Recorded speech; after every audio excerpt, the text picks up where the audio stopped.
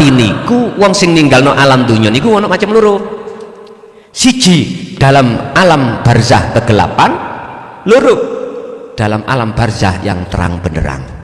Makanya kami sebut su'ul khotimah dan husnul khotimah. Yang masuk di dalam kegelapan, dia tidak akan pernah bisa melihat alam dunia ataupun lebih-lebih alam akhirat. Tapi yang kedua ini ahli syuhud bisa melihat keadaan alam dunia, lebih-lebih alam akhirat. Ini Quran itu. Tapi kalau suke ayat berapa itu? Wa min waraihim barzahun ila yaumi yub'atsun. Itu disebut alam barzah. Barzah itu dinding hijab antara dunia alam dengan akhirat, terdinding. Sekarang kita di dunia, hati ini ada yang mendindingi terhadap Allah tak? Kalau edisi kedua kitab ya toh qalbun mudlimun, jangan harap setelah tinggalkan alam dunia jenengan itu tidak gelap, mesti gelap. Sakwise tinggalkan dunia itu, alam yang kita dapatkan itu sesuai dengan alam ketika kita di dunia. Kalau di dunia berbuta hati kita pada Allah, pasti di situ buta. Buta itu mesti temani gelap. Jadi meripat iki wis wuta, melaku bengi, disuruh melihat semut hitam berjalan di atas batu ya apa lero? Nggak bisa, nggak bisa. Udah, itu resiko, konsekuensi kita tanggung masing-masing. Bapak Ibu hadirin, kembali kepada materi. Ketika kita sudah teringat masa-masa lampau Pak Bu, sementara kita dalam kondisi sekarang menerima nikmat atau anugerah yang disebut sebagai qalbun musyrikun, qalbun hati yang mencorong, maka janganlah kau baeno dengan pikirmu, karena untuk mendapatkan qalbun musyrikun, qalbun hati yang mencorong itu tidak mudah. Golongan inilah Pak yang kumaksud, golongan yang dipilih oleh Allah. Illa ibadaka minhumul mukhlasin.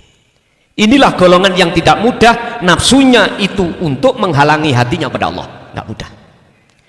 Inilah yang nafsu takutkan, inilah yang iblis takutkan terhadap hamba-hamba Allah yang Allah pilih. Mengapa Allah pilih? Jawabannya mudah, di dalam surah Az-Zumar ayat 18, di dalam surat Ali Imran ayat 31, itulah jawabannya. Karena kita mengikuti atau menteladani perilaku rohaniyah kanjeng Nabi. In kuntum tuhibbunallaha fattabi'uni yuhibbukumullah. Kalau kau betul-betul ingin seperti Rasulullah, rohaniyahnya menjadi kekasih Allah, ikuti apa yang pernah rohaniyah Rasulullah lakukan. Kawinkanlah ilmu dengan amal. Gini carane untuk menetralkan takfirul dunia, kebiarin dunia tembriki. Ini carane untuk menetralkan takfirul dunia. Masalahnya nyon sewa, kebiarin dunia itu bahaya banget. Mungguh hati kita yang belum memegang tali terhadap Allah. Oleh sebab itu secara syariat memang mengapa harus ada halal bihalal, saling memaafkan. Ini hubungan hablum minan nas, supaya kita itu nggak ada satu sama lain kesalahan, supaya kita itu islah lagi. Sing asalnya kita itu tadi jotak gak wawuh geding-gedingan, sekarang sudah tidak ada. Tapi ingat, ada sesuatu yang paling berharga daripada itu. Apa? Hubungan hati jenengan datang Allah. Yang tadinya kita dipisah oleh nafsu. Nafsu membikinkan hasud, riya, takabur, berbangga diri dengan duniawiyah, dengan jabatan, dengan pengaruh. Sekarang sudah tidak lagi, karena kita sudah islah kepada Allah. Kita sudah tidak lagi menyekutukan Allah. Kita sudah tidak lagi menyembah selain daripada urib. Kita sudah tidak lagi beriman terhadap selainnya. Sudah cukup bagi kita selama berpuluh-puluh tahun telah tinggalkan Allah, dan Allah tidak pernah meninggalkan kita. Kita makan, digerakkan, dilayani. Kita tidur, ditidurkan. Kita bangun, dibangunkan. Kita bisa mendengar suara, didengarkan.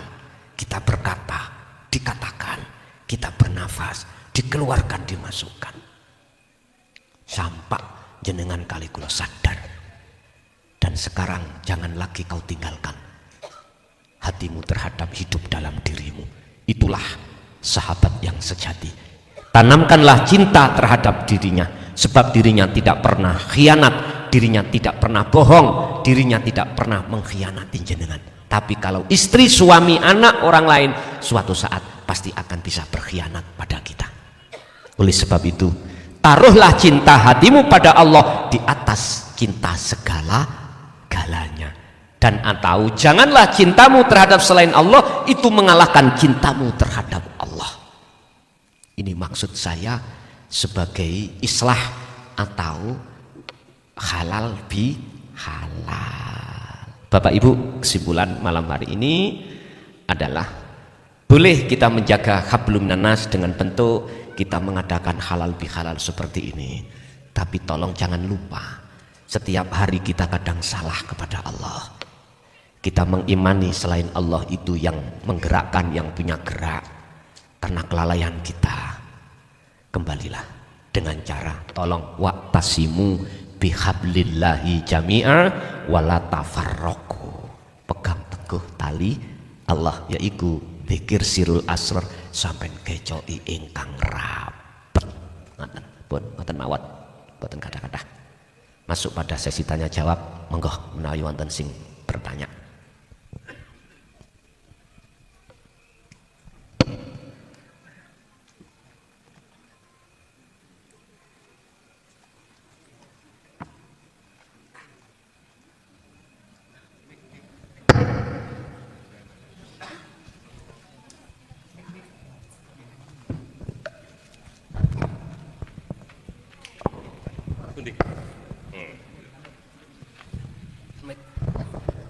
Assalamualaikum warahmatullahi wabarakatuh.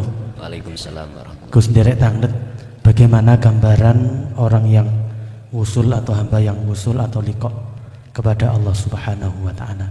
Sampun matur nuwun. Bagaimana tanda-tanda atau gambaran orang yang sudah dikatakan wusul atau sering kita sebut sebagai arifin, piro-piro wong sing makrifat pada Allah. Pun tujuan dinul haq, dinut tauhid, agama yang mengajarkan hambanya, umatnya untuk mengesahkan Tuhan adalah meniadakan bahwasanya selain Allah tidak ada yang disebut makhluk.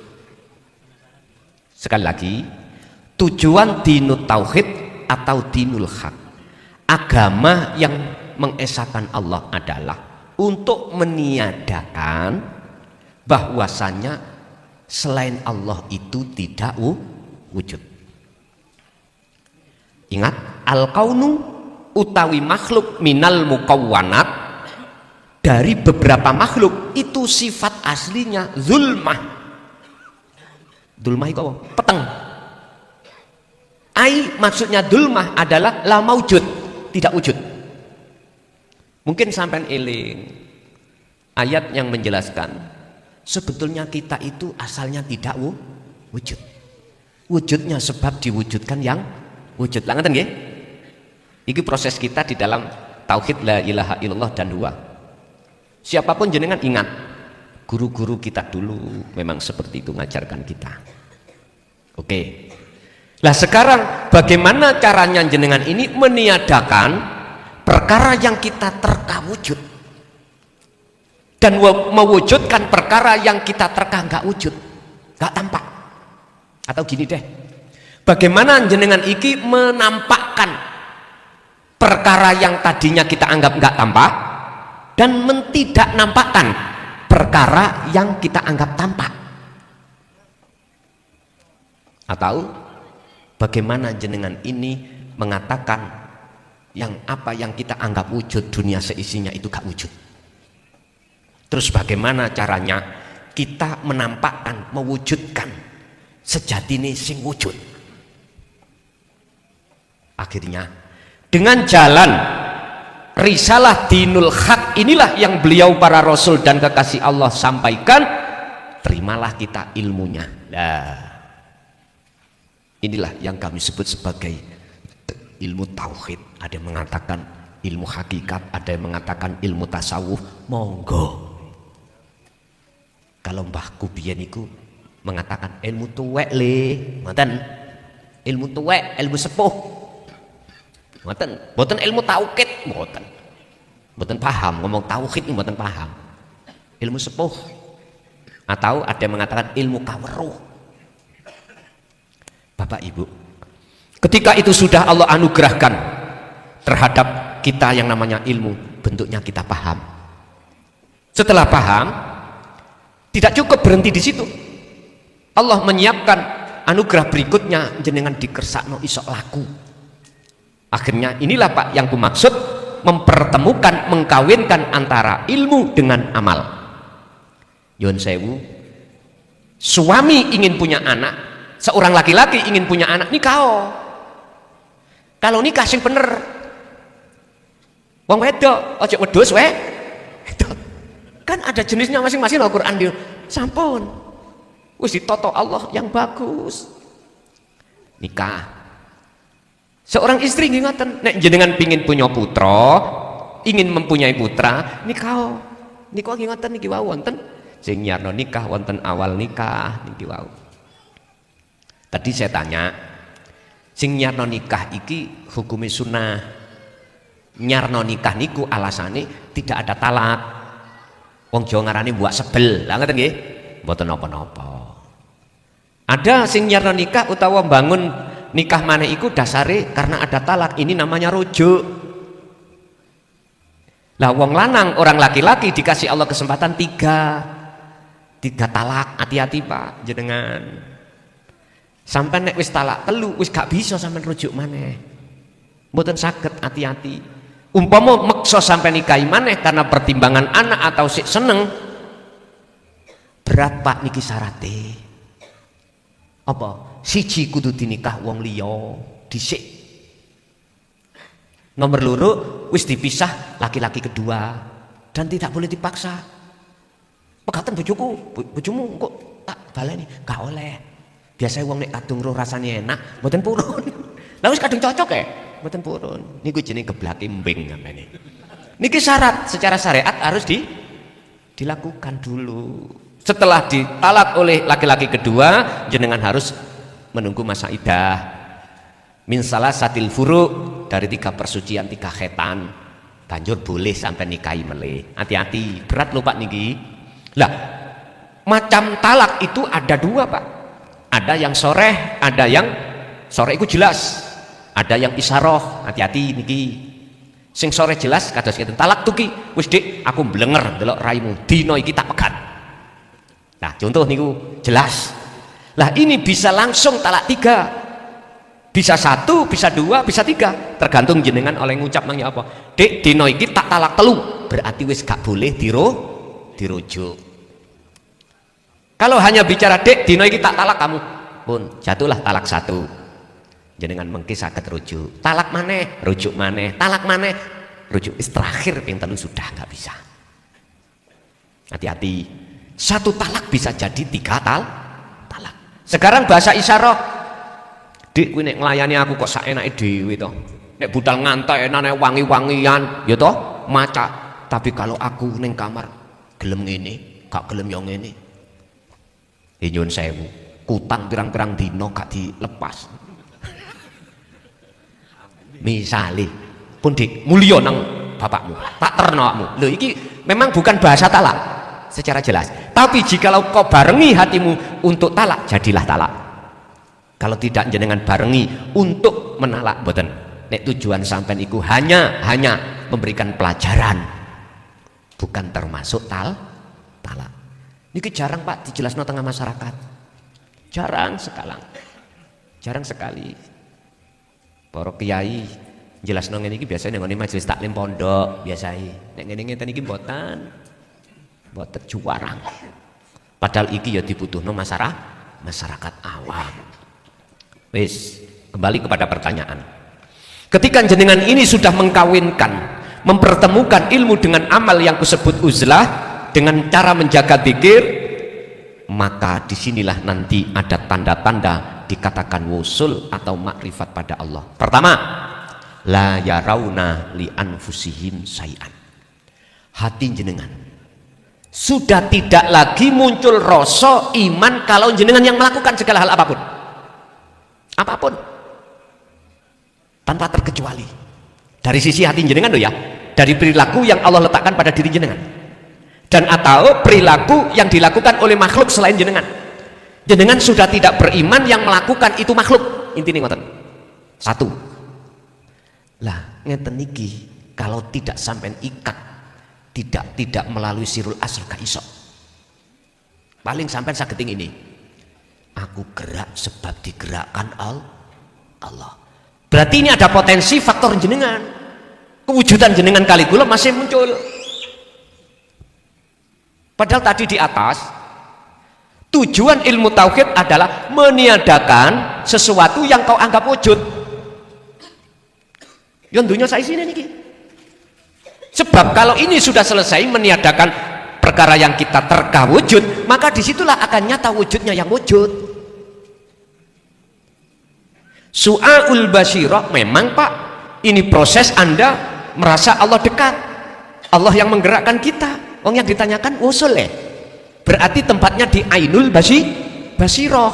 Artinya apa? Akad, kita sudah nggak ada. La yarawna li anfusihim syai'an. Jadi jenengan ini rasa sing muncul bukan rasa makhluk. Siapa? Yusahiduna annal fa'ila huwallahu ta'ala. Hanya sing wujud urip ikulah sing nglakoni. Ini kalau dihadapkan perilaku baik tasih saged nrimo. Coba ning lokalisasi. Mosok Gusti Allah iku ngene. Iku olah pokal waswasil khonas, bisikan nafsu supaya kau ragu. Aja ndelok fisike, ndelok uripe. Tapi jangan kau tuduh Gusti Allah ngene. Mriki lak golongan putra loh. Ya nggih. Keliru Bu, nyuwun sewu. Wis kandung ya omane. Wis. Yang kedua, yusyahid annal fa'ilahu Allah taala, rasa sing muncul dalam diri panjenengan iku adalah urip iku Pak, yang dalam Al-Qur'an disebut bukan sifat tapi aku. Aku sapa? Nek diterjemahno, yo aku urip sing ana njaba lan jero jenengan iki. Terus lagi tondo yang sederhana yang sering kita alami adalah tatmainul qulub. Ademe tentreme ati. Niki tondo. Ingat, ala bidzikrillah tatmainul qulub. Ingatlah, hanya hati ingat kepada Tuhanlah, hatimu akan mencapai satu kenikmatan kedamaian yang hakiki. Niki tondo-tondo.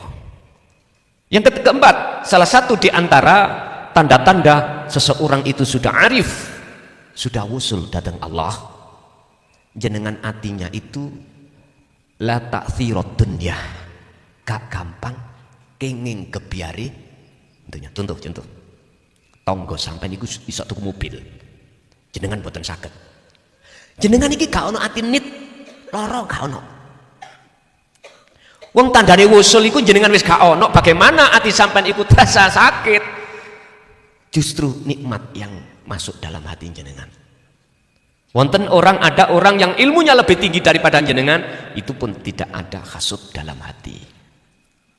Jenengan duwe pondok, pengikuti ukeh, terus tonggo sebelah ngetekno pondok, fasilitasnya luwih apik, santri sampean ngalih kabeh, ati sampean gak hasud. Alhamdulillah, ono sing ganteni. Lho, ngoten. Asine jenengan dienakno Gusti Allah gak repot-repot. Pentino mbalah, repot toh? Sani enggak turut tok rokokan. Lu enak. Diluahe cepet duwe anak. Ngeten iki. Ngoten pun. Hal itu, Pak, mohon maaf. Kewusulan itu tidak hanya kita alami ketika saat kita itu meditasi secara khusus, enggak. Bisa jadi itu pertemuan terhadap Allah disebut sebagai arif, makrifat itu dikala jenengan makan, minum, kerja, bisa jadi. Intine mek ngeten, sing sapa wonge perkara makhluk di dalam hatinya itu sudah fana, maka disitulah yang disebut sebagai makrifat. Bertemu durasinya terserah Allah, bisa hitungan detik, bisa hitungan menit, bisa hitungan jam. Itu salah satu tanda disebut sudah wusul di situ. Tergantung kita ada diletakkan di kewusulan di mana, di mahfudkah atau di maksum, di musyahadatul fana wa kamil atau kawabako. Kalau selama masih di mahfud, kadang-kadang hitungan detik Pak, wis wapi lah ngoten nggih. Kadang-kadang ya di menit. Itu sebagai proses Anda memegang dzikir, mengasah dzikir. Selama ada di mahfud, makom mahfud, jenengan kali kula niki pasti suatu saat dilalaikan Allah terhadap Allah. Kecuali sudah dipakok musyahadatul pakok, ini saya sebut sebagai maksum, ini sudah tidak ada lagi kata-kata lalai dari Allah. Nah, untuk menempuh predikat inna akramakum indallahi atqakum kafah dengan sempurna melalui ini, sehingga saya simpulkan, sekuat apa jenengan menjaga dzikir, sekuat bagaimana Anda memegang dzikir itu, ada di situ. Disitulah jawabannya. Kita ada di fana, apa di kamil, apa di bakok. Sejauh mana kita selalu memegang dzikir itu. Makanya di dalam surat Al-Ahzab 4142, mengapa Allah mengatakan dzikron katsiron, perbanyak ilmu menyang Gusti Allah, fasabbihuhu bukratan wa asila, baik siang maupun malam. Jangan itu kaum baeno sembrana, jangan, tetap peganglah. Ngangel Kang, apalagi waktu kerja wis ngeten mawon. Dulu pernah kami sampaikan, nggak bisa 1 bulan 1 kali, nggak bisa 1 hari, 1 minggu 1 hari, udah 1 bulan 1 kali. Nggak bisa 1 bulan 1 kali, 1 tahun 1 kali. Maksudnya 1 kali itu 24 jam. Tolong birriyadati wal azkar, setiap detik napasmu jagalah, terus berzikir. Tentunya Anda harus tinggalkan semua urusan dunia. Mlebu nang kamar kancingen, ojo ono wong mlebu, tapi yo pamito. Dek, aku tak mlebu kamar, Dek, kholwat, ojo di dodok, wis aku tak engko metu-metu meneh 24 jam. Gak apa-apa sampean mlebu nang kamar nggawa rokok sak pres, yo ora apa-apa. Mboten apa, kan sakit rokokan kali hati dikir terus langat toh. Sakit mawon. Sing penting ojo nggawa misak dus ngoten mawon. Mboten napa-napa. Tapi yo pamit aja gak salah paham. Sebab nek sampean gak pamit langsung mlebu wae, ibuke curiga. Kok jangan-jangan mang metotok. Duwe salah aku. Dinteni gak teko-teko, gak metu-metu wae dar, gak metu-metu wae salat, biasa salat bareng gak teko. Samarku ingku lah apa iki kok, kan curiga Pak, curiga. Akhirnya gak wani dodok nyeluk Pak Ete. Nah niki bahaya nih ngoten, jangan-jangan jenengan iki kendak, takutnya kan ngoten. Makanya biar gak ada fitnah, bilang dulu. Gak bisa jenengan satu minggu kan ada free toh Pak, gak kerja ya ta, gunakan. Nah dengan cara itulah nanti akan mudah jenengan iku untuk langsung koneksi dalam setiap keadaan sampai itu, sebab sudah terbiasa. Jadi itu Pak, tanda-tanda kewusulan. 1, jenengan ini sudah dalam hati sudah tidak ada muncul iman selain Allah. Yang kedua, hanya Allah yang sebagai aktor atau sang penggerak atau sang apapun. Jadi wujud-wujud dunia iki wis tak duduk wujude makhluk, tapi wujude Gusti Allah. Gendeng-gendeng tak jamin mesti anti sampean iku mesti tenang, damai, terus gak gampang kena kebiarin tuh dunia. Lanjut.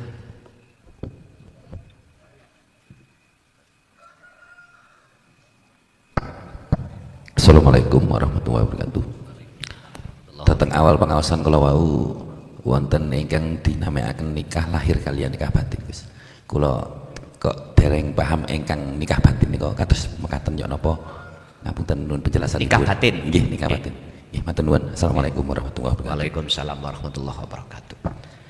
Kita di dalam pelajaran kejawen Pak, memang ada istilah nikah batin.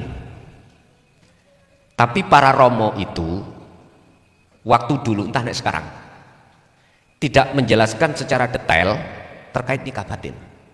Piye to nikah batin? Bahasane nikah niku ana macam kalih. Ada nikah secara syar'i, ada nikah secara hakiki. Nikah syar'i dibagi dua, ada nikah secara catatan sipil, ada nikah secara agama saja, yang sering di tengah masyarakat disebut nikah siri. Sebetulnya kurang cocok nek corong mengatakan saya nikah siri. Wong iku ketok wong kathah kok siri lho, ya apa. Mungkin beliau-beliau memunculkan kalimat siri itu karena tidak diketahui oleh negara, mungkin di situ. Kedua-duanya itu sah. Tergantung syarat rukunnya itu mencukupi. Ada, mohon maaf, ono wali, ono kemanten anyar, kemanten lanang wedok, ada ijab kabul atau mahar wajib. Ini syarat-syarat untuk dikatakan nikahnya sah. Udah. Cuman yang ditanyakan di sini adalah nikah batin atau nikah secara hakikat. Pak, tadi saya katakan nikah syariat itu nikah no jasad ambek jasad. Mempertemukan dua sejoli yang berbeda jenis laki dan perempuan. Di dalam agama mengatakan sebelum dinikah jangankan mengumpuli, melihat saja tanpa ada syar'i yang diperbolehkan haram betul? Haram. Tapi mengapa gara-gara qabil tu nikah tak terima nikahnya bla bla bla, gara-gara ngomong ngono tok lho wis oleh sah kalimat iku. Padahal kalimat iku wenteng, Pak. Wenteng diucapkan. Tapi opo gara-gara kalimat itu boleh dikeloni, wis gak digodak lagi oleh hansip. Apa sebab? Ini manusia yang gak mau berpikir. Mengapa sebelum kita nikah kok haram hukumnya segala hal aktivitas? Apabila kita berduaan itu haram. Terus setelah gara-gara qabil tu aja kok ya sudah diperbolehkan menurut agama. Pun tidak jauh dengan nikah batin, Pak. Bagaimana sih nikah batin? Mempertemukan rohaniah dengan urip. Inilah yang kusebut sebagai suluk atau uzlah atau khalwat atau bertapa, meditasi. Monggo terserah.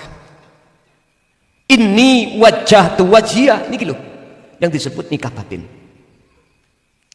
Mula nikah syar'i iku mestine kudu didobel dengan nikah batin. Jadi sang suami, calon suami ketika dinikahkan hatinya harus menghadap terhadap urip. Harus terhadap hidup. Hidup yang mana? Hidup yang ada pada diri calon istri. Sing dituntun Pak penghulu. Lah ngaten iki. Bahasane syariat dituntun Pak penghulu. Mestinya gitu. Dan ini hanya bisa dilakukan oleh orang-orang yang sudah ilmu dan amal. Baru bisa sambung. Bisa. Artinya gini Pak, sebelum kita menikah batin, mohon maaf sing tersinggung, saya tidak ada tujuan untuk menyinggung, enggak, saya hanya menyampaikan aja. Sepanjang kita belum bertemu Allah, belum ini wajah tu wajia, laku apa wae sampean, entah ibadah murni atau tidak murni, jelas hati ini gak sambung pada Allah, itulah haram sebetulnya. Walaupun itu istri sampean sendiri, secara syariat halal dong ya, tapi ketika sampean melakukan hal itu, hatimu tidak ada rasa dengan Allah, di mata Allah tidak ternilai. Sholat sama tidak ternilai, alias haram kalau boleh saya katakan. Sebab ono wong sholat itu tapi justru menyekutukan Allah. Urusan jenengan terima gak terima dudu urusaku. Sing penting tak sampai no. Kayak apa? Sholat terus nyekutokno Allah. Ngeten. Ketika jenengan melakukan sholat, dalam hati jenengan merasa Anda yang bisa melakukan, ini berarti jenengan menyamakan diri Anda dengan Allah. Wis, nek gak dong durung nrimo sak kerson jenengan. Sampean gak trimo ya ora apa-apa, iku dudu urusanku. Loh, inilah sholat yang saya katakan menyekutukan Allah. Sehingga di situ muncul satu makalah, sholat itu hukumnya wajib, tapi lebih wajib kau tinggalkan. Artinya ketika jenengan menjalankan sholat, tinggalkanlah keakuanmu dalam hati iman kalau kau yang melakukan. Sebab jikalau itu tidak kau lakukan, tidak akan pernah kau itu bisa merasakan nikmatnya hatimu bertemu Allah. Wakumu lillahi qanitin, wajib hukumnya qanitin ay khosyiin, wajib hukumnya sholat bertemu Allah, wajib hukumnya tidak menyekutukan Allah, la syarikalah. Janganlah kau menyekutukan Tuhanmu dengan dirimu. Niki nek mboten diobral, dibuka, dibedah ilmu tauhid gak ketemu, Pak. Lu tenan. Setinggi apapun ilmu kita tentang dunia syariah, nggak akan pernah bisa membedah niki, nggak bisa, karena memang tempatnya makomnya ini di makom hakikat, baru ketemu. Oh gitu tak. Kalau pernikahan secara batin itu jenengan sudah lakukan, maka halal. Jenengan melakukan apapun itu halal. Artinya inilah pertemuan terhadap Allah disebut wusul, itu hanya wujud tunggal. Apa salah Gusti Allah melakukan sesuatu itu atas kehendaknya Allah sendiri? Enggak salah. Karena sifatnya Allah itu ada satu yang disebut jaiz, wenang, yumkinu. Ini sudah tidak bisa dihalang-halangi. Enggak bisa dihalang-halangi. Karena sifat yumkinu itu Allah ngene karepe, ngunu ya karepe. Sekarang tinggal pertanyaannya, keakuan diri makhluk sik tampil apa ora? Kalau detik-detik wis gak tampil, halal. Inilah nikah batin sebetulnya yang dimaksud. Pemahaman konco-konco mboten ngonten. Pemahaman sing waktu saat Romo menjelaskan itu dengan kinayah, terkone awak dhewe sing wedok adoh ning Malaysia, sing lanang kene tek nikah batin. Nggih ngapunten, makane tak genahno iki. Sedangkan Gusti Allah iku yo nang dindi, tidak kenan dindi, di mana-mana dan tidak kemana-mana. Nggih, lanjut, Bapak sik.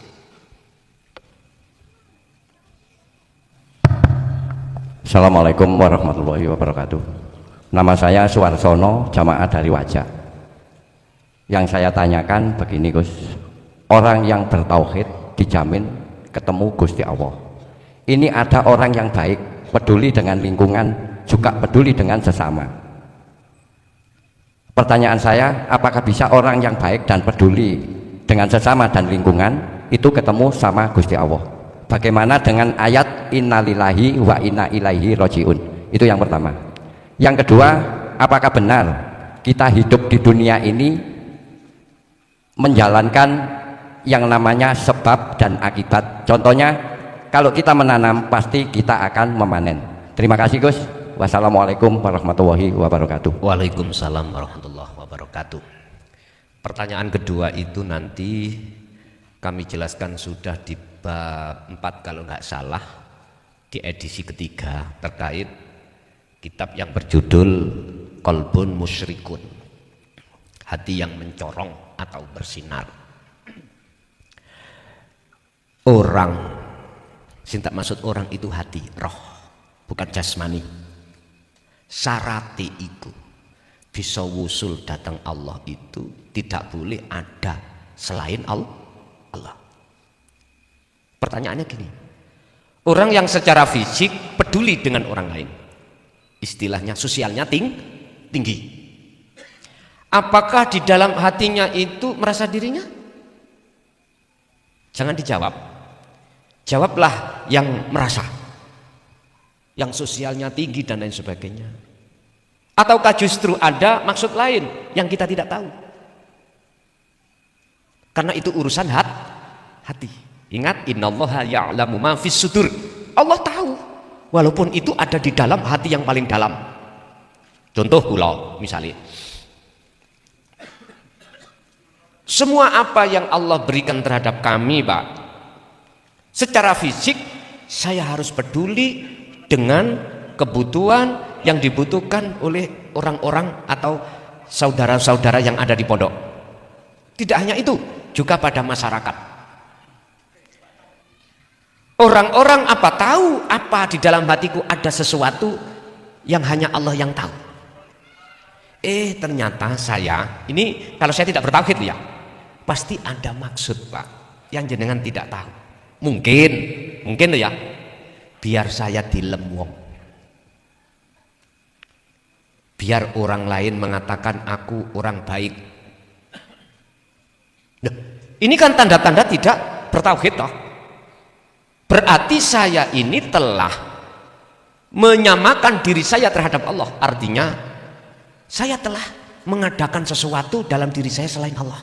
Apa? Sifat keaku-aku sebagai makhluk.